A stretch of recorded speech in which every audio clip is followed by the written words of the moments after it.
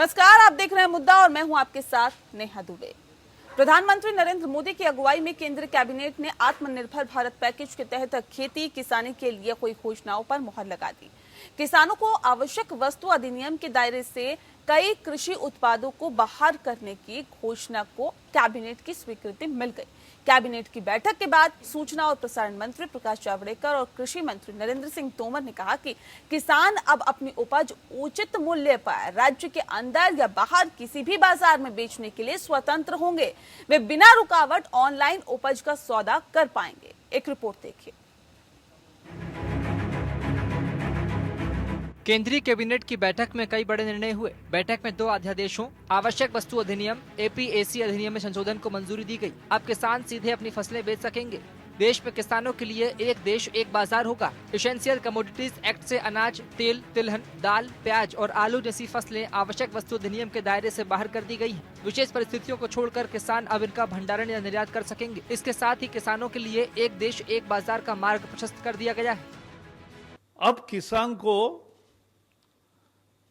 तय प्लान के अनुसार वो निर्यात कर सकता है, भंडारण कर सकता है। ये सब सहूलतें उसको मिलेगी। और केवल जब बहुत ही विशेष आपदा होगी, कोई प्राकृतिक आपदा आई, इस तरह का कोई कारण है बड़ा, तो ही ये बंधन फिर लग सकते, नहीं तो लगाने की जरूरत नहीं है। वन नेशन वन मार्केट के दिशा में हम आगे बढ़ रहे।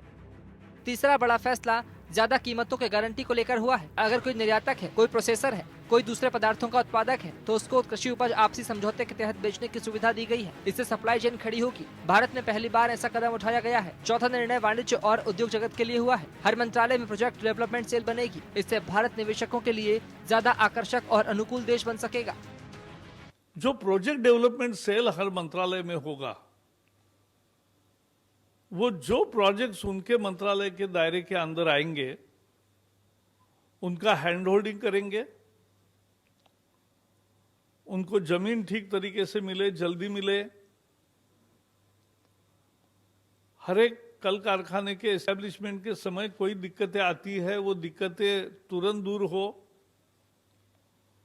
ये सारी व्यवस्था प्रोजेक्ट डेवलपमेंट सेल करेगा। केंद्रीय कैबिनेट की बैठक में एक और फैसला कोलकाता पोर्ट ट्रस्ट को लेकर किया गया। इसे अब श्यामा प्रसाद मुखर्जी नाम दिया जाएगा। प्रधानमंत्री मोदी ने 11 जनवरी को इसकी घोषणा की थी। Bureau report. जी हाँ, तो प्रधानमंत्री नरेंद्र मोदी की अगुवाई में केंद्रीय कैबिनेट की बैठक हुई और बैठक में आत्मनिर्भर भारत पैकेज के तहत खेती किसानी के लिए कोई घोषणाओं पर मोहर भी लगा दी गई। यानी कि कैबिनेट की मोहर लग गई है। अब किसानों को आवश्यक वस्तु अधिनियम के दायरे से और कई कृषि उत्पादों को बाहर करने की घोषणा की गई है। तमाम तरह की घोषणाएं पहले ही कर दी गई, लेकिन अब कैबिनेट की मोहर भी लग गई, यानी कि स्वीकृति मिल गई है। लेकिन इसका कितना लाभ अब किसानों को मिल रहा है या फिर मिलेगा, इस पे आज हम तफसील से चर्चा करेंगे और बात इसकी भी करेंगे कि आखिर किसानों को राहत देने से अर्थव्यवस्था को कितनी मजबूती मिलेगी। ये भी कहीं ना कहीं यहाँ पर चर्चा का विषय रहेगा। इस पे तफसील से चर्चा करेंगे। हमारे साथ खास मेहमान जुड़ गए हैं, उनसे आपका तारुफ करा देते हैं। वीएम सिंह जी हमारे साथ जुड़े हैं, किसान नेता हैं। सिंह साहब, बहुत स्वागत है आपका। डॉक्टर रवि सिंह हमारे साथ जुड़ गए हैं, अर्थशास्त्री है। रवि सिंह जी, बहुत स्वागत है आपका भी। राजू शेट्टी जी हमारे साथ जुड़ गए हैं, अध्यक्ष है स्वाभिमानी श्वेतकारी संगठन के। राजू शेट्टी जी, आपका भी बहुत स्वागत है। और बहुत जल्द हमारे साथ राजेश झा जुड़ेंगे, प्रवक्ता बीजेपी के। लेकिन सबसे पहला सवाल मेरा दरअसल यहाँ पर वीएम सिंह जी आपसे है, किस तरह से देखते हैं कैबिनेट की बैठक हुई और इस बैठक में कृषि संबंधी तमाम तरह के फैसले लिए गए, उन पे मोहर लग गई है। क्या लगता है कितना फायदा होगा किसानों को? मुझे नहीं समझ में आता है कि सरकार अपना समय क्यों खराब कर रही है किसानों के बारे में इतना सोचने। आज की तारीख में 10 दिन से देख रहे हैं किसान हो रहा है। किसान को ढेले का फायदा नहीं हो रहा, इसमें एक ढेले का फायदा नहीं हो रहा। अभी आप अगर कहते हैं वन नेशन वन मार्केट, आज जो हमारा मार्केट है गांव के अंदर, गांव के बाहर, तहसील में, वो गवर्नमेंट की कंट्रोल मार्केट है। उसके बावजूद भी जो हमें दिखता है गवर्नमेंट के नाक के नीचे, और जब ये मार्केट प्राइवेट हो जाएगी, का कंट्रोल नहीं रहेगा, हमारा क्या हाल होगा। नंबर 1। नंबर 2, तो अपने शहर के आसपास मैं 10 लोगों को लाके खड़ा कर दूंगा और कुछ ना कुछ मुझे रेट मिल जाएगा। अगर मैं जाऊंगा थोड़ा दूर तो मुझे कुछ नहीं मिलने वाला, पैसे तक नहीं मिलेंगे। 4-5-6 दिन बाद पैसे मिलते हैं।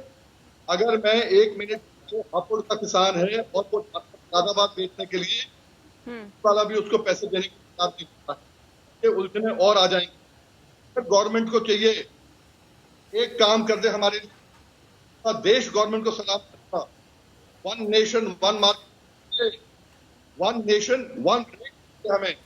सिंह साहब, आपकी आवाज हम तक ठीक से नहीं पहुंच पा रही। एक बार फिर से आपसे संपर्क साधने की कोशिश कर रहे हैं, लेकिन एक बार यहाँ हम ये समझ पाए हैं कि किसानों को जो फैसले ले गए हैं उससे कोई लाभ नहीं होगा, आप ये कहना चाह रहे हैं। ठीक है, डॉक्टर रवि सिंह का रुख करते हैं। डॉक्टर रवि सिंह, सवाल इस बात को लेकर है कि सरकार किसानों से जुड़े हुए फैसले ले रही है और उन फैसलों को अमली जामा पहनाने की भी कोशिश की जा रही है।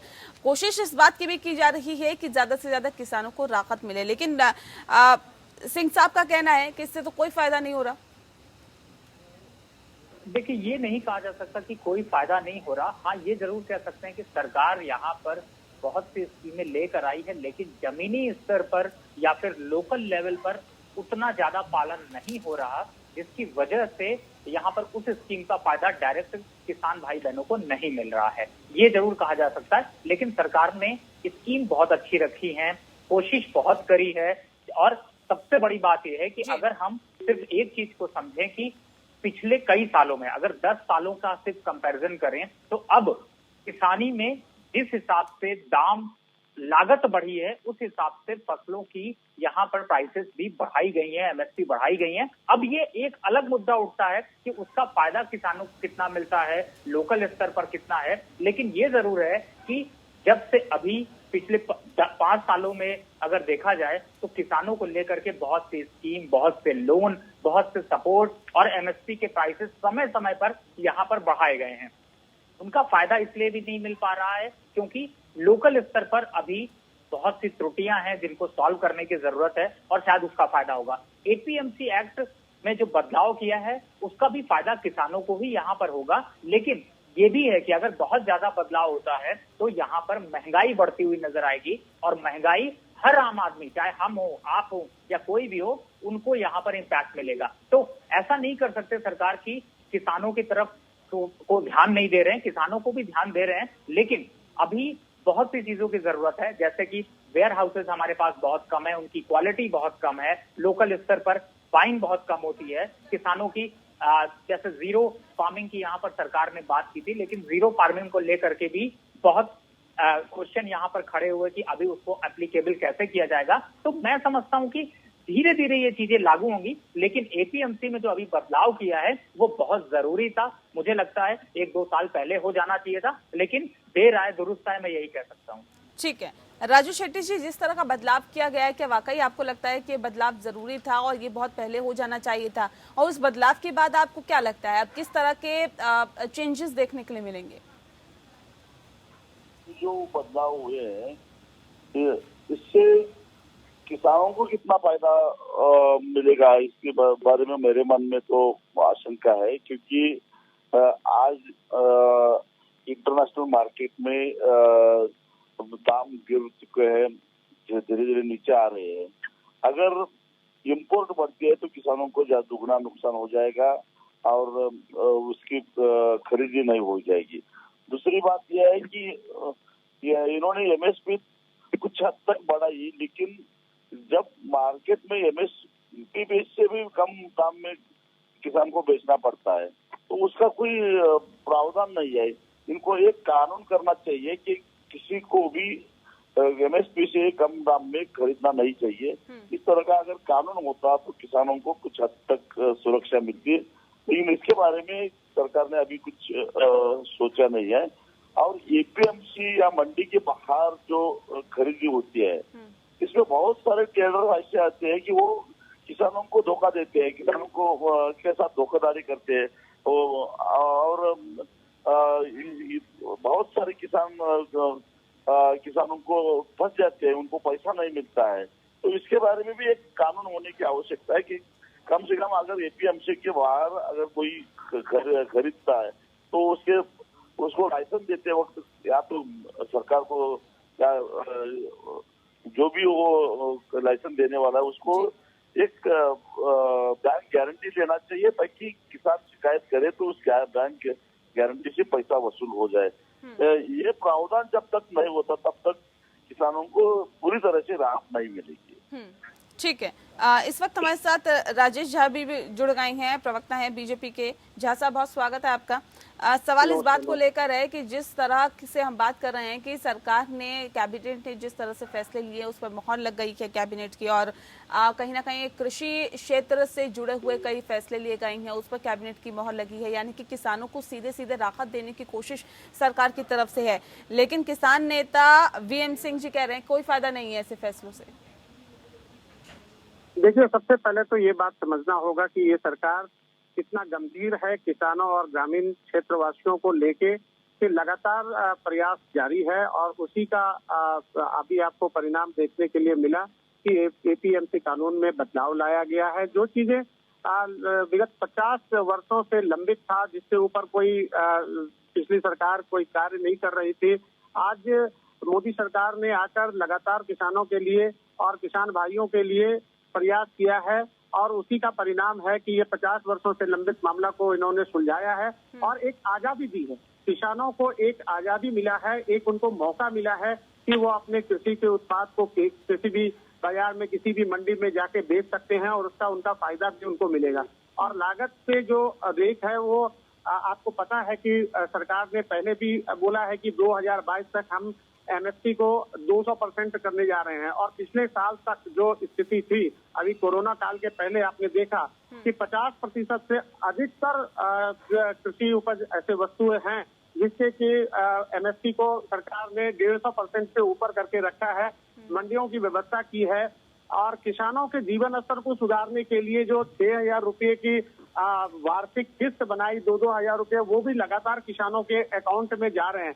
तो ये एक पहली सरकार अभी आप देखने के लिए मिल रही है जब किसानों के लिए और ग्रामीण क्षेत्र के लोगों के लिए वहां पर व्यवसाय का विस्तार हो, वहां के लोगों के जीवन स्तर को उठाने की जो बात कर रही है, तो निश्चित रूप से इससे फायदा हर किसान को होगा। वो अपने अनाज को किसी भी मंडी में अपने लागत मूल्य के अलावा 200% के रेट पे उसको बेच सकते हैं और ये किसानों को एक अपना डिसीजन लेने के लिए स्वतंत्र किया गया है। तो निश्चित रूप से ये एक बहुत ही साहसिक कदम है और सभी तरफ से इसकी प्रशंसा हो रही है और किसानों की जिंदगी में एक बहुत ही अच्छे आप बोल सकते हैं कि ये स्वर्ण काल होगा जब उनको अपने जीवन स्तर में बेहतरी करने के लिए सरकार इस कोरोना काल में भी हर तरह से उनको सपोर्ट करने के लिए, चाहे वो लोन का प्रावधान हो, चाहे उनको आर्थिक मदद करने की बात हो, हर जगह पर सरकार किसान के लिए बहुत गंभीरता से लगी हुई है। ठीक है सर, लौटेंगे आपके पास। मुझे लगता है कि यहाँ पे थोड़ा सा करेक्शन की जरूरत है। राजेश झा जी थोड़ा सा गलत बोल रहे हैं, क्योंकि यहाँ पर एमएसपी 200% की करने की बात नहीं की गई है। यहाँ पर ये कहा गया है कि जितने भी किसान भाई बहन हैं उनकी इनकम 2022 तक उनकी इनकम डबल करने की बात की गई है, लेकिन एमएसपी डबल करने की 200% की बात नहीं की गई है। बोल रहा हूँ कि एमएसपी 200% 2022 में एक टारगेट है जो कि कृषि उपज को एमएसपी को 200% किया जाएगा और अभी 50% से ऐसे पदार्थ हैं जिससे कि 150% से ऊपर एमएसपी किया गया है, आपने देखा भी है और लगातार इसके ऊपर सरकार गंभीर रूप से कार्य कर रही है। मैं ये बोल रहा हूँ आप जी सर, लक्ष्य तो बहुत कुछ है, $5 ट्रिलियन अर्थव्यवस्था बनाने का भी लक्ष्य है सर।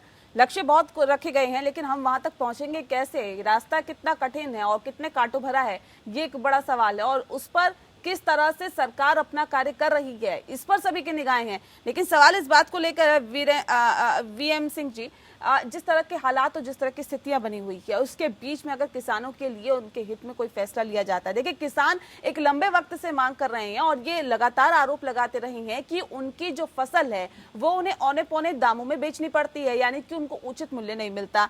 उसके लिए अब सरकार ने सोचा है, उसके लिए सरकार ने अब इस कानून में बदलाव किया है, आवश्यक वस्तु अधिनियम में संशोधन को मंजूरी दे दी है।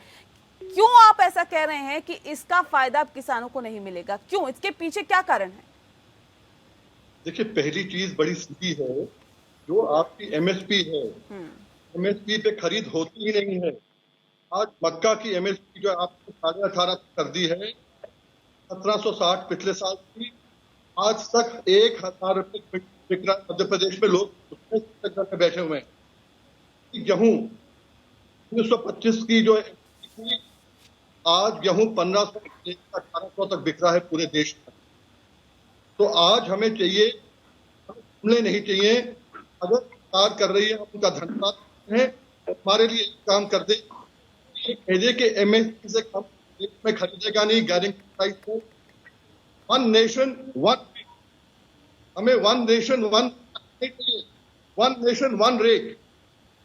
अगर एमएसपी केवल हमें तो एमएसपी से कम लेगा, किया जाएगा। जैसे पेट्रोल है, खाद है, अब पेस्टिसाइड है, जो सरकारी रेट है कम नहीं सकता, वैसे आप करते आपके एमएसपी रेट है, आपको एपीएमसी में छूट करने की जरूरत। ठीक है सिंह साहब, ठीक है। एक रवि सिंह जी, सवाल इस बात को लेकर है कि जिस तरह से सिंह साहब अपनी चिंता व्यक्त कर रहे हैं, न्यूनतम समर्थन मूल्य की बात कर रहे हैं, एमएसपी की बात कर रहे हैं, क्या लगता है कि इनकी चिंता कितनी जायज है? देखिए नेहा जी, जो बीएम सिंह जी कह रहे हैं, मैं उस मुद्दे को थोड़ा सा और डिटेल में बताता हूं। एक्चुअली में ये practically one nation one price के बजाय अगर सरकार ये करने की कोशिश करे, जो पहले उनका मुद्दा था कि जो भी आप जीरो फार्मिंग करते हैं या फिर जो आप फार्मिंग कर रहे हैं या जो आप पैदावार कर रहे हैं, उसमें आपको 100% गारंटी के साथ कि आपको 20% 30% का एक फिक्स मार्जिन आपको मिलेगा। अगर ऐसी स्कीम हो तो यहाँ पर किसान भाइयों बहनों को पहले से पता होगा कि हाँ, अगर मैं गेहूं भी अगर पैदा कर रहा हूँ जिसका एमएसपी चाहे 1500 हो या 1600 हो, लेकिन अगर मेरी कॉस्ट, सपोज मैं यूपी की बात करता हूं, तो वहां पर फार्मिंग की कॉस्ट अगर आपकी 100 रुपए के हिसाब से आती है और वहीं अगर पंजाब में जाइए तो आपको 90 रुपए के हिसाब से आती, लेकिन अगर मेरे को पता हो कि हमारा मार्जिन मुझे 20% 30% मिलेगा, तो वो कहीं ना कहीं से ज्यादा अच्छा होगा। और शायद बीएम सिंह जी यही बात कहने की कोशिश कर रहे हैं। दूसरी तरफ एक मुद्दा यहाँ पर यह है कि सरकार ने जीरो फार्मिंग की बात की, फंड एलोकेट हुआ, लेकिन अभी धरातल पर ऐसा कुछ उतरा नहीं है। और उसकी बहुत बड़ी वजह यह है कि हमारी अभी पैदावार बहुत है, हमारे पास अभी खाने के लिए या फिर अब जो पैदावार हो रही है पिछले हाल फिलहाल के 5 साल पहले, वो अब फार्मिंग कहीं ना कहीं से 1.5 गुना बढ़ चुकी है। लेकिन समस्या इस बात की है कि सरकार अभी इंफ्रास्ट्रक्चर को डेवलप नहीं कर पाई, जिससे कि स्टोरेज हो या फिर जैसे 3 सोसाइटीज हमारे यहाँ पर परचेजिंग करती है। एक एफसीआई है जो कि सरकार सीधे डायरेक्ट उस पर इन्वॉल्व होती है और लगभग जितना भी स्टॉक किया जाता है लगभग 120 मीट्रिक मिलियन टन का स्टोरेज किया जाता है, जिसमें कि 32% जो है वो एफसीआई करती है। दूसरा है सीडब्ल्यूसी और एसडब्ल्यूसी। अब होता क्या है कि कोऑपरेटिव या इन सभी सोसाइटीज के थ्रू जो अनाज खरीदा जाता है, उसका प्रोसेस इतना स्लो और इतना थका देने वाला है कि किसान भाई बहन जो अपना प्राइस या लागत लगाकर उनमें चाहते हैं अपना स्टॉक देने के लिए, उनको 10% उनका मार्जिन यहीं पर खत्म हो जाता है कि वो इतने दिन इंतजार करते हैं, कभी बोरे नहीं होते हैं, कभी सुविधा नहीं होती, कभी तौल की चीजें नहीं होती। प्लस अगर चेक भी जब होता है उसको लेने के लिए भी अब तो दौड़ना पड़ता है। तो ये सुविधाएं जब तक आप अच्छी नहीं करेंगे, आप तब तक आप कैसे आप इनकम को बढ़ा सकेंगे? और कोशिश शायद सरकार की इस तरफ है। अब इंफ्रास्ट्रक्चर डेवलपमेंट की बात करें तो पिछले 5 सालों में सरकार, अभी यहाँ पर राजेश झा जी हैं, शायद हो सकता है कुछ बता पाए कि उन्होंने हमारे यहाँ पे, मैं आपको एक नंबर देना चाहता हूँ कि लगभग 2 से 3.5 लाख छोटे बड़े प्राइवेट ये सब मिलाकर स्टोरेज सुविधा यहाँ पर वेयर हाउसेज अवेलेबल हैं, लेकिन उनमें से 75% के पास सुविधाएं नहीं हैं, या फिर वो मशीनरी नहीं है, या फिर वो वेयर हाउसेज की कंडीशन बहुत पुअर है। तो उस पे क्या किया, ये क्वेश्चन बहुत बड़ा उठता है, जिससे कि किसानों को तभी मोल भाव या फिर स्टॉक वो कभी करेंगे जब उन्हें सुविधाएं अच्छी मिलेगी, अपने आप उनकी इनकम यहाँ पर डबल हो सकती है। जी ठीक है, राजू शेट्टी जी कितना इत्तेफाक रखते हैं आप, क्योंकि जाहिर तौर पे एक जो फैसले लिए जा रहे हैं, क्या आपको लग रहा है कि ये जमीनी हकीकत से वाकिफ होकर नहीं लिए जा रहे हैं? क्योंकि महज किसानों को इसी बात की तकलीफ नहीं होती कि उनको उचित दाम नहीं मिल रहा, बल्कि उन्हें और भी कई तरह की दिक्कतों का सामना करना पड़ता है। क्या सरकार उससे वाकिफ नहीं है क्या, राजू जी? जो कारपोरेट कंपनियां हैं, खास करके एग्रीकल्चर प्रोडक्ट का इंपोर्ट एक्सपोर्ट करने वाले, उनको कुछ हद तक राहत मिल सकती है या कुछ ट्रेडर्स को राहत मिल सकती है। लेकिन किसानों तक अगर किसानों को राहत पहुंचानी है तो अभी मैंने जो कहा वही करना पड़ेगा। किसानों को आज सहारे की जरूरत है। आज मंडी में कोई उसका अनाज खरीदने के लिए तैयार नहीं है, उसके पास भंडारण क्षमता नहीं है, इसलिए जब दाम गिरते हैं तब उसको बेबस होकर बेचना पड़ता है। तभी भंडारण क्षमता बढ़ाकर अगर वेयर हाउस में कोई किसान अपना अनाज रखता है तो उसके ऊपर उसको कर्जे की सुविधा मिलनी चाहिए, वो सही ढंग से तुरंत कर्जा मिलना चाहिए। और ये मंडी में जब जाता है तो मंडी में भी बाकी जो चार्जेस लगते हैं वो चार्जेस से भी ये किसानों के नुकसान होता है। इसलिए किसान मंडी के बाहर अपना अनाज बेचने की कोशिश करता है, लेकिन बाहर खरीदने वाले जो उसके साथ धोखाधड़ी करते हैं, उसके पैसे वापस देते नहीं है, उसको बहुत तंग करते हैं पैसों के लिए। इसके लिए सख्त कानून होना चाहिए। और खास करके जब अनाज के या सभी एग्रीकल्चर प्रोडक्ट के दाम गिरते हैं तभी कुछ सुरक्षा देनी चाहिए किसानों को कि भाई एमएसपी से कम दाम हो गए होते तो या तो उसके बारे में ध्यान करना चाहिए, उससे कम कीमत में मत खरीदो। इस तरह से सख्त कानून होना चाहिए या सरकार को खरीद में उतरना चाहिए, तभी किसानों को कुछ राहत मिल सकती है। ठीक है राजेश झा जी, सवाल इस बात को लेकर है जो लगातार उठ रहा है कि जमीनी स्तर पर भी सोचने की जरूरत है और कारगर कदम उठाने की जरूरत है, क्योंकि कृषि के क्षेत्र से जुड़े हुए बहुत लोग हैं। तकरीबन 60% जनसंख्या कृषि पर ही आधारित है और ऐसे में अब यहाँ पर अगर राहत दी जाती है तभी अर्थव्यवस्था भी जो है पटरी पर आएगी। लेकिन यहाँ पर आरोप यही लग रहे हैं कि ऊपरी तौर पे तो काम किया जा रहा है लेकिन जमीनी स्तर पर नहीं। राजेश जी जी, आप बिल्कुल सही बोल रही हैं। आपके क्वेश्चन बहुत अच्छा आपने सवाल किया है। देखिए, यहाँ पर जो सवाल आपने किया है, सबसे पहले तो ये समझने की जरूरत है कि सरकार की नीयत क्या है। आप देख रही हैं कि किसानों को लेकर सरकार बहुत ही गंभीर है और उनकी साफ नीयत है। सरकार ये चाहती है कि किसानों को अधिक से अधिक सुविधा दिया जाए, किसानों के साथ जो कानून भी ऐसे बनाए जाए कि उनको फ्री हैंड काम करने दिया जाए, उनको मॉनेटरी और फाइनेंशियल सपोर्ट भी दिया जाए, मंडियों की भी व्यवस्था की जाए। और जो नीचे स्तर पर जो आप बोल रहे हैं कि जमीनी हालात ठीक नहीं है, तो ऐसी बात नहीं है। जहां तक सरकार है कि आप देख रहे हैं कि उत्तर प्रदेश में भी हमारे आदरणीय मुख्यमंत्री जी ने लगातार किसानों के लिए कार्य किए। कितने उनके 48,000 करोड़ के लोन थे वो भी माफ किए। 2-2 हजार का जो किस्त था वो गोरखपुर में पिछले साल आपने देखा कि अप्रैल महीने में जो किस्त चालू किया उसको कंटिन्यू रखा गया कि क्वार्टरली इंटरवल्स पे उनको जो है वो उनको सपोर्ट किया जाए। तो सारे तरह से जो बातें, एक कंक्लूसिव बात जो आ रही है, जो आज भी फैसला कल जो सरकार ने फैसला लिया है वो यही फैसला है कि किसानों को हर तरह से एक सपोर्ट किया जाए कि वो अपने फ्री होके काम करें, फाइनेंशियल सपोर्ट भी दिया जाए, उनको लोन भी दिया जाए, उनको माल को एपीएमसी एक्ट में जो सुधार किया गया उसके पीछे भी सरकार की यही नीयत है। और सरकार पूरे तरह से निगरानी रख रही है, मंडियों के भी ऊपर निगरानी रख रही है कि किसान के उपज का लागत जो है उनको लागत मूल्य से जो उनको अधिक से अधिक, अभी एक हमारे साथी बोल रहे थे कि ऐसी व्यवस्था की जाए कि उनको 30 से 40% का 20% का लागत मूल्य से ऊपर मिलना चाहिए।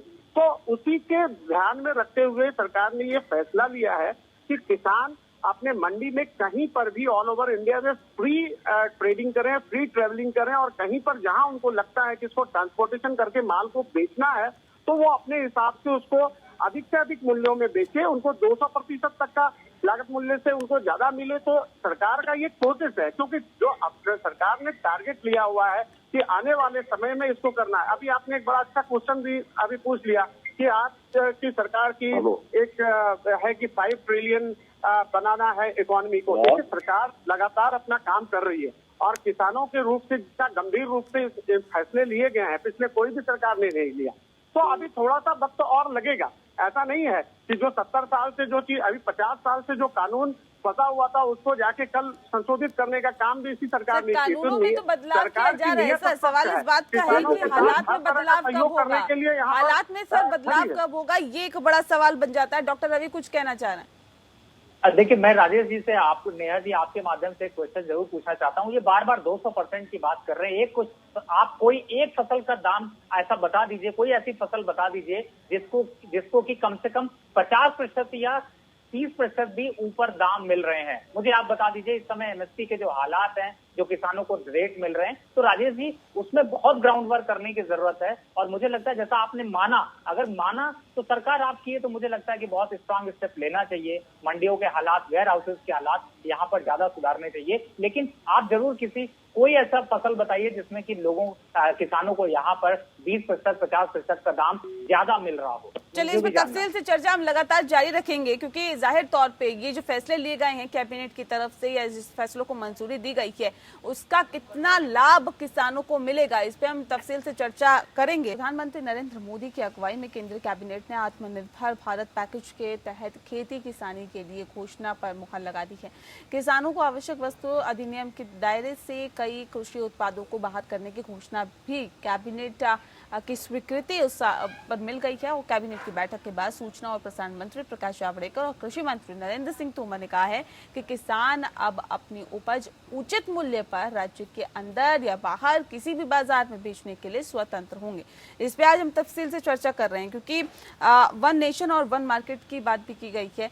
सवाल इस बात का है डॉक्टर रवि, क्या जो वन नेशन और वन मार्केट की दिशा में जो कानून लाने का फैसला किया गया है, क्या लगता है कि इसका कोई फायदा होगा? देखिए, बिल्कुल इसका फायदा इसलिए होगा क्योंकि सबसे बड़ी बात है कि अभी बहुत सी जगह पे ऐसा है कि जो ब्रोकर है, बिचौलिए हैं, वो लोग अपने मार्जिन को यहाँ पर ज्यादा रखते हैं और किसानों को इसकी वजह से भी दाम नहीं मिल पाता। और एपीएमसी एक्ट में जो बदलाव किए हैं उससे अब फायदा किसानों को सीधे होने वाला है। उसका सिर्फ एक नुकसान है, जो अभी बदलाव हुए हैं उसका सिर्फ एक नुकसान है कि आपके जो इन्फ्लेशन है वो काफी हद तक बढ़ सकता है, उसकी एक प्रोबेबिलिटी है। लेकिन ये जरूर है कि किसानों को यहाँ पर सीधा फायदा होगा। वो डायरेक्ट जो है वो अपने स्टोर, जो यहाँ पर कॉर्पोरेट के स्टोर है, वहां पर अपनी सप्लाई दे सकते हैं। दूसरी तरफ है कि जो फसल वो पैदा कर रहे हैं उसको पैदा करने से पहले ही उसको कॉर्पोरेट के साथ टाई अप करके उन्हें दे सकते हैं। तो इस तरीके की चीजें अगर होती हैं तो इससे किसानों को यहाँ पर सीधा फायदा होगा। लेकिन जो सरकार वन नेशन वन प्राइस, आपके पास राजू जी से इस पे रिएक्शन ले लेते हैं। राजू जी, वाकई आपको भी लगता है कि जो बिचौलिए एक अच्छा और मोटा मुनाफा कमाते थे, इस फैसले के बाद से उनको कहीं ना कहीं झटका लगेगा और किसानों को इसका सीधा फायदा मिलेगा, क्योंकि वो अपनी उपज, अपनी जो फसल है वो सीधे जाकर मार्केट में बेच पाएंगे?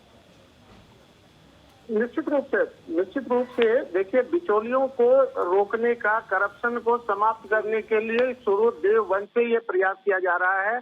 किसानों को ये अधिकार दिया गया कि आप कहीं पर किसी भी मार्केट में, और बहुत अच्छा अभी भाई साहब बता रहे थे कि किसान को जो फायदा होना है वो किसी कॉर्पोरेट्स को भी बेचते हैं, कॉर्पोरेट को बेचते हैं, और जिस समय अनाज खेतों में होता है उस समय पर भी वो उनके साथ एक ट्रेड कर सकते हैं, उनके साथ एक एग्रीमेंट कर सकते हैं और उसको बेचने का सीधा प्रावधान कर सकते हैं। तो निश्चित रूप से यहाँ पर बिचौलियों को बाहर का रास्ता दिखाया गया है और डायरेक्ट किया गया है किसानों को, और जो परचेजर्स हैं, जो खरीदार हैं, उनके साथ डायरेक्ट कांटेक्ट में आएंगे और किसी भी जगह पर जाकर किसी भी मंडी में और किसी भी बाजार में बेचेंगे। तो ये किसानों को इससे आर्थिक लाभ भी होगा और उनका पैसा का कैश फ्लो भी उनको बढ़ेगा।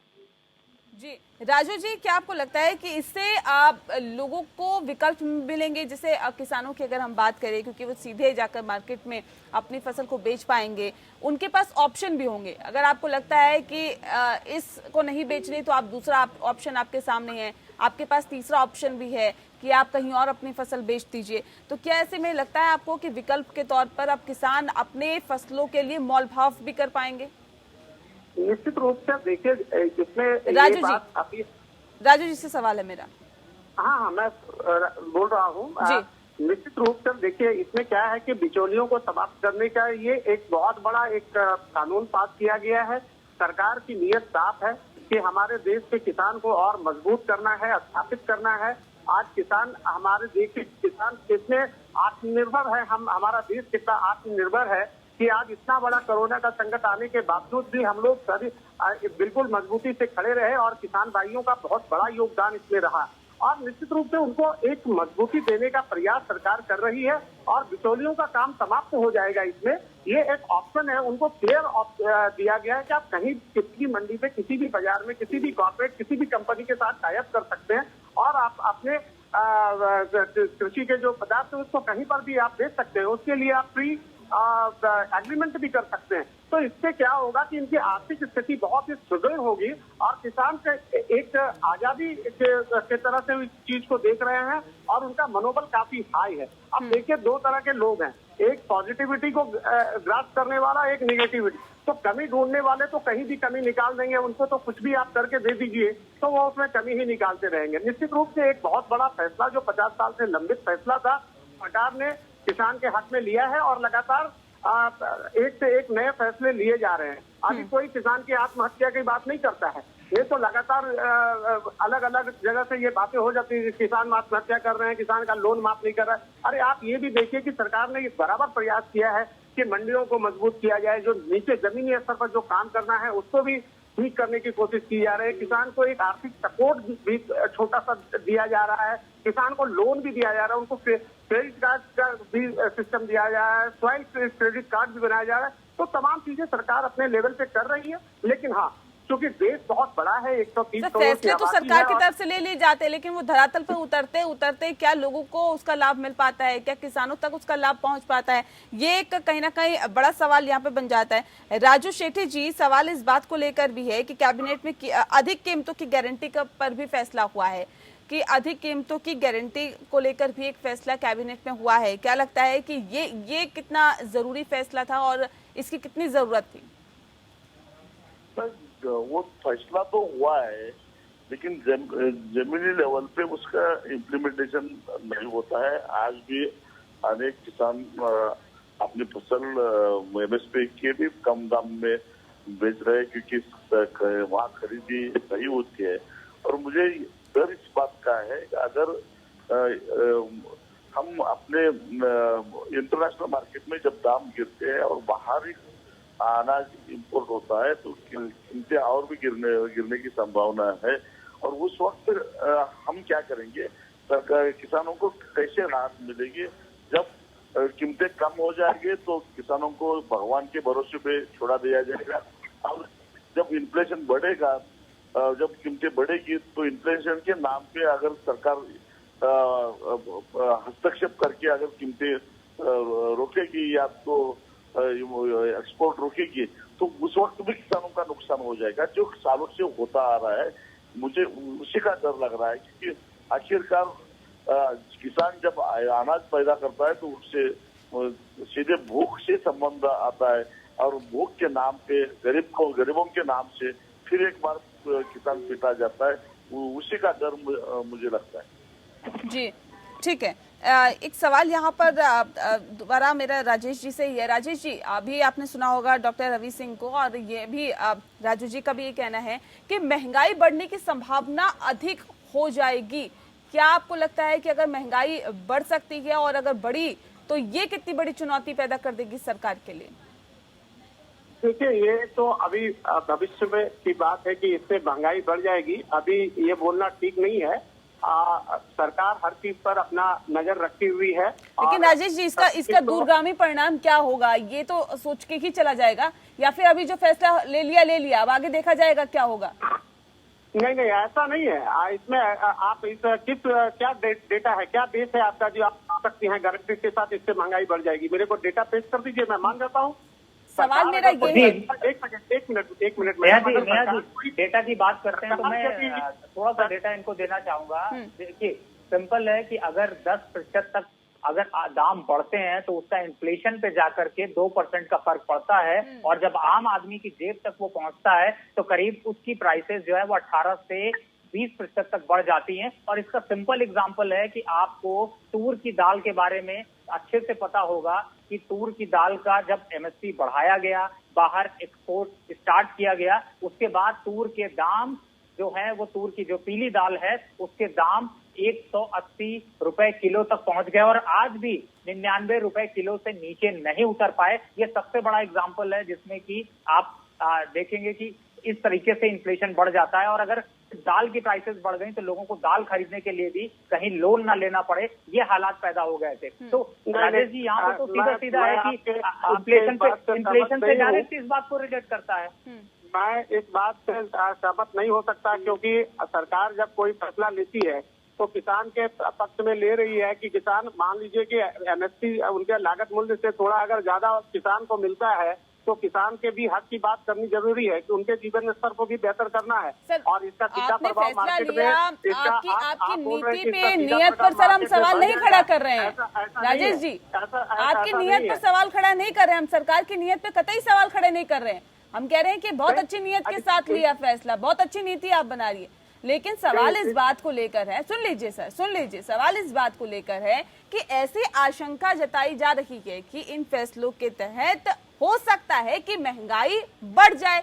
उसके लिए सरकार के पास क्या कुछ रोड मैप होगा, किस तरह से बड़ी चुनौती पैदा हो सकती है? मैडम 1 मिनट में आपको बता देता हूँ कि सरकार ने जब ये फैसले लिए हैं तो उनके तमाम इसके ऊपर रिसर्च और सारी चीजों की पॉलिसी डिसाइड करके लिया है। एक चीज है ना सर, इससे पहले की मैं बात करूं, जीएसटी का फैसला लिया, जीएसटी में बदलाव किया, नोटबंदी का फैसला लिया, उसका कोई असर नहीं हुआ, तमाम तरह के फैसले लिए। सवाल तो इसलिए उठ रहे हैं, टैक्स का जो फैसला लिया था उसमें बदलाव कर दिया गया। नहीं, वही एक चीज है ना, हम तो ये सर समझना चाह रहे हैं ना सर, कालाधन को नहीं पकड़ा जाना चाहिए, समझना चाह रहे हैं ना, उनको देश से बाहर नहीं करना चाहिए था क्या? कालाधन लेके बैठे हुए थे, जितने लोग बैठे हुए थे उनको आपके ही फैसलों पर आपके ही जो नेता हैं वो सवाल खड़े करते हैं, हम थोड़ी कर रहे हैं। कालाधन का फैसला लिए तो हम तो ये समझना चाह रहे हैं, हम तो ये समझना चाह रहे हैं कि इसके अगर परिणाम ऐसे होते हैं तो सर उसका क्या इफेक्ट पड़ेगा? 370 का फैसला भी नहीं लेना चाहिए आपके हिसाब से, 35 का भी। सर आप कहाँ 370 पे? मैं तो 370 की बात ही नहीं कर रही हूँ। मैंने 370 का जिक्र किया क्या? मैंने 370 का जिक्र किया, मैंने 370 का जिक्र किया। देश और जनता के हित में फैसला लिया है। अभी नागरिकता कानून का फैसला भी लिया है तो देश और नागरिकों के हित में लिया है। सर मैं तो सिर्फ ऐसे मुद्दों की बात कर रही हूँ जिससे सीधे सीधे जनता इफेक्ट होगी ना, आप समझिए ना उन सब चीजों को। मैंने 370 का सर जिक्र नहीं किया है, मैं बात महंगाई की कर रही हूँ कि आपने नोटबंदी का चर्चा किया तो नोटबंदी का फैसला गलत किया क्या?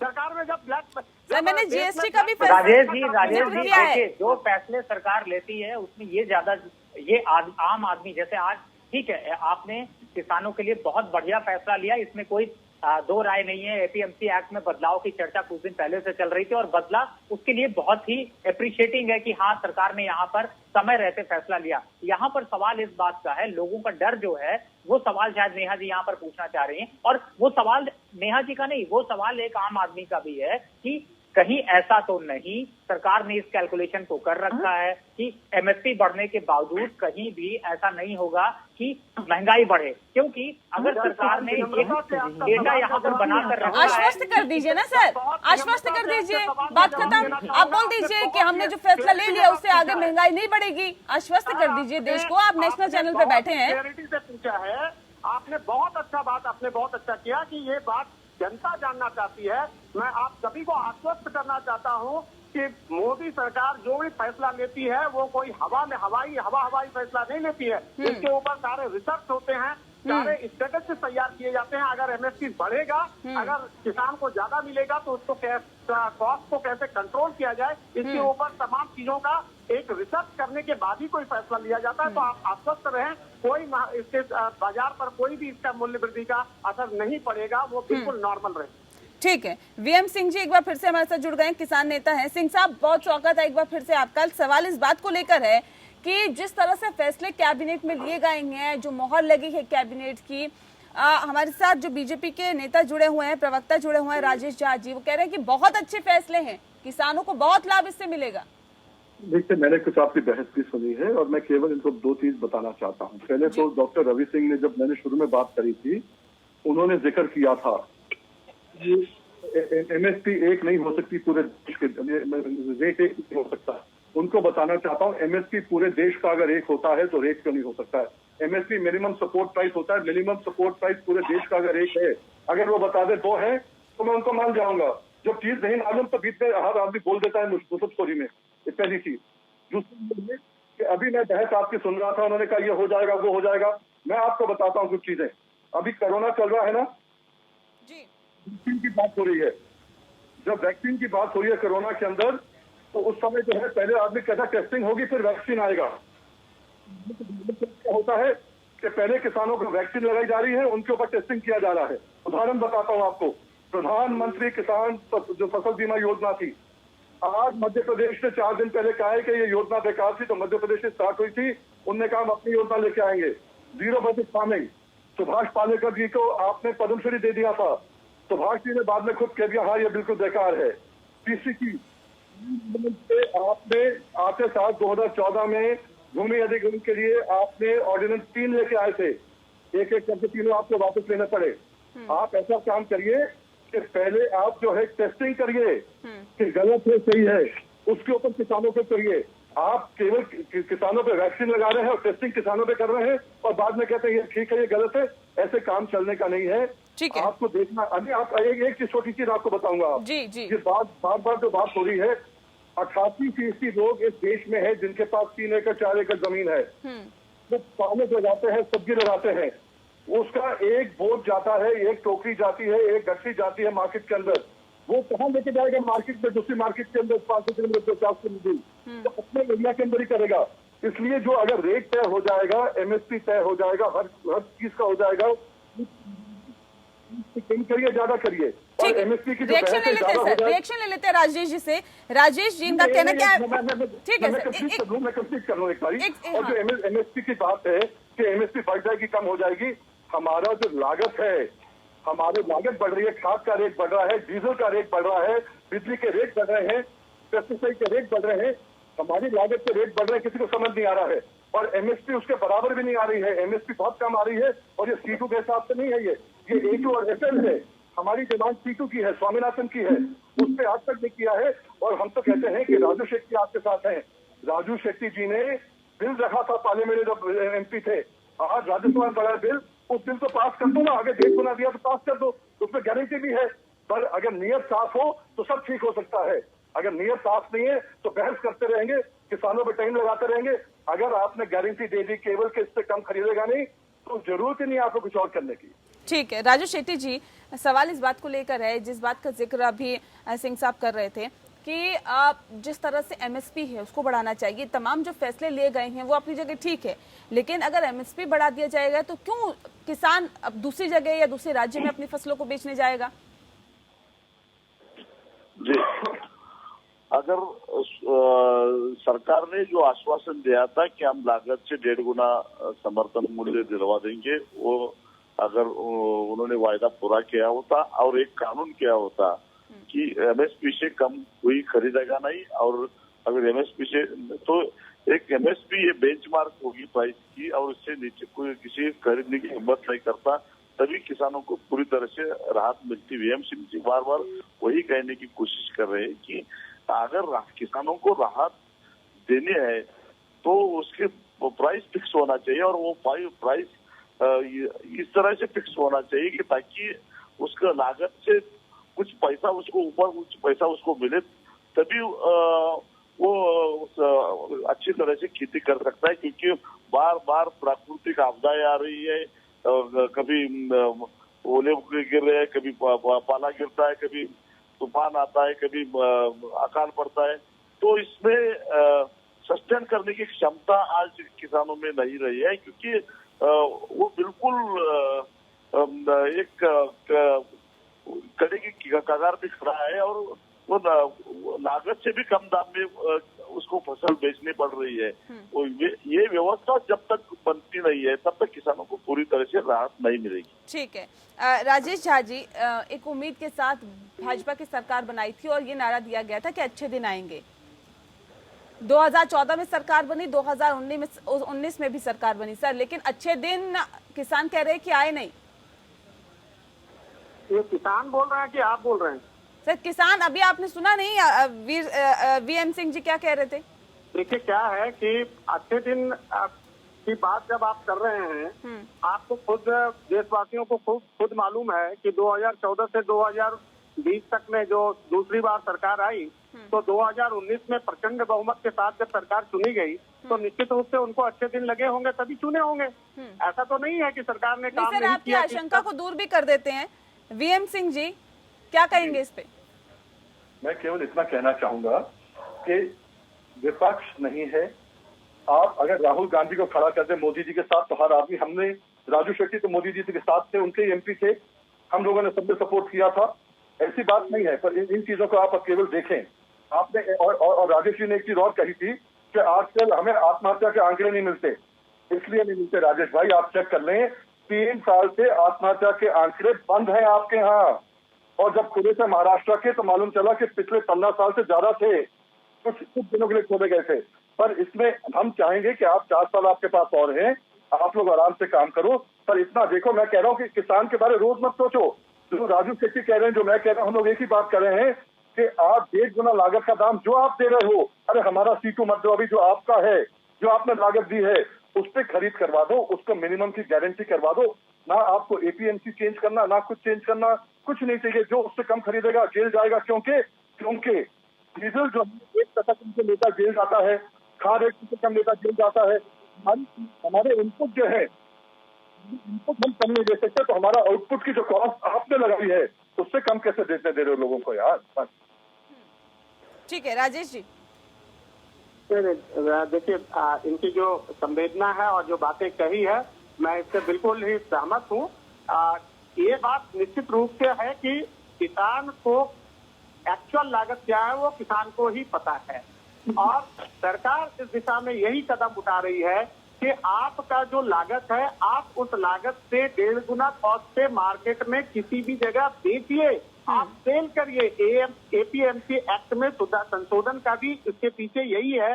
सरकार की नीति स्पष्ट है। सरकार ये चाहती है कि किसानों का जो, देखिए किसान अलग अलग टुकड़े में बटे हुए हैं और उनका पैदावार कितना हो रहा है, उनको कितना नुकसान हुआ, कितना लागत लगा, वो किसान को मालूम है। तो उनको अगर फ्री हैंड छोड़ा गया है, लेकिन सरकार की तरफ से जो फैसले लिए गए हैं, क्या ऊपरी सतह का आकलन करते हुए ये फैसले लिए गए हैं या जमीनी स्तर का भी आकलन अब सरकार कर रही है? सवाल मेरा सिर्फ इतना सा है सर। किसान अपने लागत से ज्यादा लागत पर बेचे, किसान को 2 पैसे की फायदा हो, किसान आत्मनिर्भर हो, किसान का जीवन स्तर ऊंचा उठे, ये हम भी चाहते हैं, हमारी सरकार भी चाहती है और पूरे देशवासी यही चाहते हैं।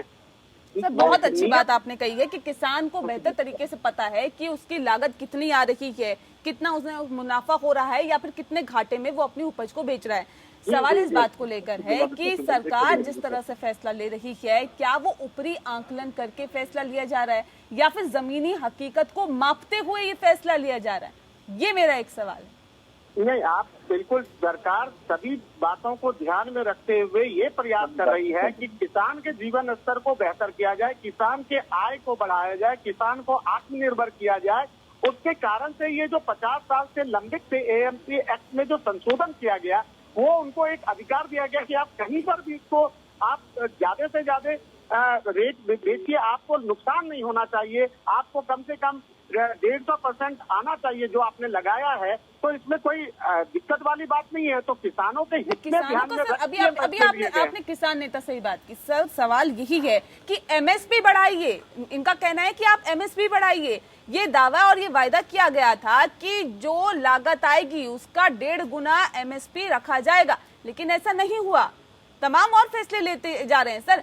सबसे राहत ये किसानों की होगी कि अगर MSP बढ़ जाती है, वो सबसे बड़ी राहत किसानों के लिए होगी। आपने रिपोर्ट नहीं पढ़ा, आप पिछले साल में भी आपने देखा कि ऐसे बहुत सारे अनेकों हमारे कृषि पदार्थ थे जिसके कि MSP से 150 गुना, लगभग 150% तक लागत तो किसानों को मिला है। लेकिन सरकार अभी भी, हम ये नहीं बोल रहे हैं कि हम रुके हुए हैं, लगातार कार्य जारी है और उसके ऊपर तमाम फैसले जो लिए गए हैं, चाहे उनको 2-2 हजार रुपए जो क्वार्टरली देने का आपने देखा, किसान का क्रेडिट कार्ड का देखा, सॉइल कार्ड का देखा, लोन का देखा, तमाम चीजें, आज का जो APMC का संशोधन है, इस सभी बातों का एक ही मूल मंत्र है कि किसान को के लाइफ को बेहतर किया जाए, उनके आय को बढ़ाया जाए, उनको आत्मनिर्भर किया जाए, तभी देश आत्मनिर्भर होगा। क्योंकि किसान के ऊपर भारत की अर्थव्यवस्था बहुत टिकी हुई है। तो इसको ध्यान में रख के सरकार ये सारी तमाम फैसले लेती है। ठीक है। डॉक्टर रवि सिंह, सवाल इस बात को लेकर भी है, कल जो एक कैबिनेट की बैठक हुई उसके अंदर इस फैसले पे भी मोहर लग गई है कि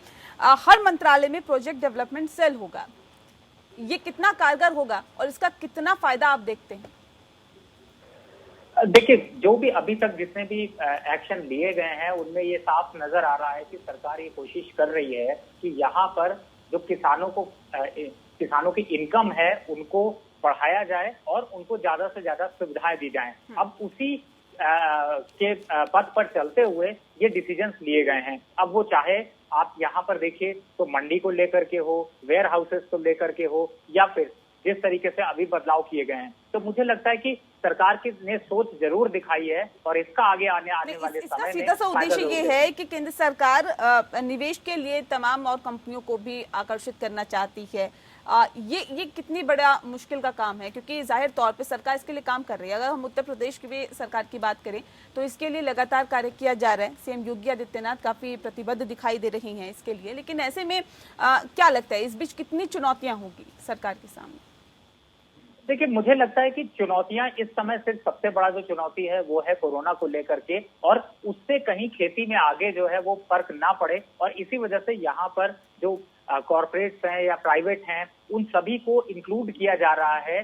कृषि को लेकर के जागरूकता फैलाई जा रही है कि वो भी इस चीज को समझें, और कहीं ना कहीं से जो आत्मनिर्भर भारत बनाने की बात की जा रही है सरकार की, या भारत सरकार ने जो एक रखा है उसको सपोर्ट देने के लिए इस तरीके की चीजों का बदलाव किया गया है। देखिए, फायदा तो जरूर होगा, इसमें कोई डाउट नहीं है, लेकिन अगर यहाँ पर प्राइवेट इन्वेस्टर थोड़े बढ़ते हैं या फिर एक कॉर्पोरेट भी इस चीज को समझता है और किसानों के साथ संपर्क करता है तो किसानों को भी फायदा होगा और कॉर्पोरेट को भी फायदा होगा। तो ओवरऑल अगर देखा जाए तो ये बदलाव बहुत ज्यादा जरूरी थे और इसीलिए ये बदलाव किए गए हैं जिससे कि किसानों को यहाँ पर सीधे सीधे फायदा पहुंचाया जा सके। चलिए, बहुत शुक्रिया आप सभी मेहमानों का हमारे साथ इस खास चर्चा में शामिल होने के लिए। तो जाहिर तौर पे किसानों के लिए उनकी बेहतरी के लिए कई फैसले लिए गए हैं। साथ ही फैसला ये भी लिया गया कि हर मंत्रालय में प्रोजेक्ट डेवलपमेंट सेल होगा, यानी कि ज़्यादा से ज़्यादा कंपनियों को आकर्षित किया जाएगा कि आप आइए हमारे राज्य में, हमारे देश में अपनी कंपनियां और अपने जो ऑफिसेज हैं वो खोलिए ताकि ज़्यादा से ज़्यादा यहाँ पर लोगों को रोजगार मिल सके।